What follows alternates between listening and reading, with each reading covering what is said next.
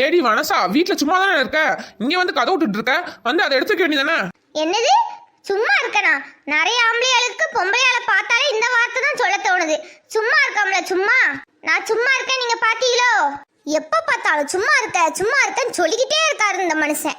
யோ, காலையில எந்திரிச்சு வீடு வாசல தூத்து தொளிச்சு காஃபி போட்டு கொடுத்து அந்த காஃபில 1008 குறை வர. இதுல காலையில வர டிஃபனை வர செஞ்சு அது வேணுமா இது வேணுமான்னு கேட்டு காலையில 2 இட்லியை வச்சு உங்களை ஆஃபீஸ்க்கு அனுப்பி பிள்ளைய ஸ்கூலுக்கு அனுப்பிட்டு நான் எவ்வளோ கஷ்டப்பட்டுட்டு இருக்கேன். சும்மா இருக்கணுமாம்ல சும்மா. 2 இட்லியை நான் முழுங்குறதுக்குள்ள அடுத்த வேலை வர வந்துடும் எனக்கு.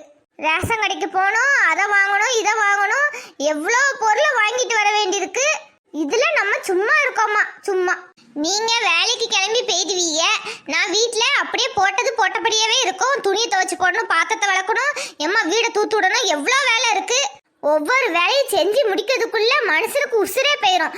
அப்படி நாடா வேலை பார்த்துட்டு இருக்கேன், நான் சும்மா இருக்கணும்ல சும்மா. இந்த கேள்வி இனிமேல் கேட்பீங்க. இதுல இந்த மனுஷனுக்கு வார லீவு அந்த லீவு இந்த லீவுன்னு வருது. நமக்கு ஒரு நாளாச்சு லீவு வருதா?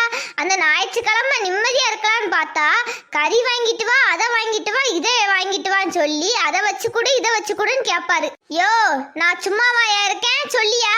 உனக்கு லீவு கிடைக்குது, எனக்கு லீவு கிடைக்குதா? யோ அவிச்ச முட்டை மண்டையா, ஆமா வாயா. உனக்கு மாசம் மாசம் சம்பளம் வருது, அதே மாதிரி வேலை பார்க்குற எனக்கு நீ சம்பளம் கொடுக்கியா இல்லை போனஸ்ன்னு தீபாவளி பொங்கலுக்கு ஏதாவது கொடுக்கியா? ஒன்றும் கொடுக்கறது கிடையாது. இதுல நான் சும்மா இருக்கணும்ல சும்மா.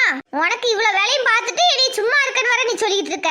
ஏம்மா, ஒத்த வார்த்தை சும்மா இருக்கேன்னு சொன்னேன், அதுக்கு இப்படி பொறிஞ்சு தள்ளிட்டியே. தயவு செஞ்சு நீ மன்னிச்சிருமா. இப்பதான் புரியுது பொம்பளைங்களோட கஷ்டம் என்னங்கிறது. இனிமேலாச்சும் யாராவது வீட்டில் இருக்கிற பொம்பளைகளை சும்மா இருக்கீங்கன்னு சொல்லிடாதீங்க.